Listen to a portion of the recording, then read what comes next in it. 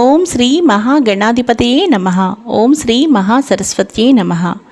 Welcome to Lavanya's life style. ఎప్పటిలాగే ఈరోజు కూడా ఒక మంచి డివోషనల్ వీడియోతో మీ ముందుకు వచ్చేసానండి. ఫ్రెండ్స్, రథసప్తమి రోజు అసలు ఉపవాసం ఎలా చేయాలో ఈరోజు మనం తెలుసుకుందాం.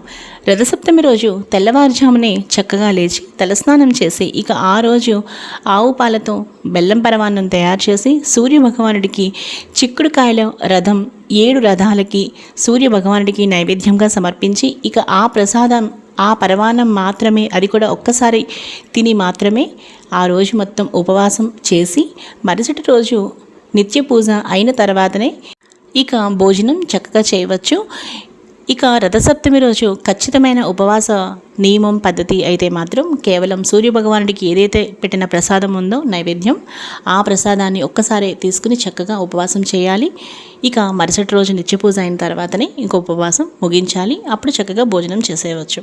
ఇక ఈ వీడియో మీ అందరికీ బాగా నచ్చితే లైక్ చేయండి, షేర్ చేయండి. అలాగే లావణ్యాస్ లైఫ్ స్టైల్ ఛానల్ని సబ్స్క్రైబ్ చేయడం మాత్రం మీరు మర్చిపోకండి. మరో మంచి వీడియోతో కలుస్తాను. Keep on watching Lavanya's life style.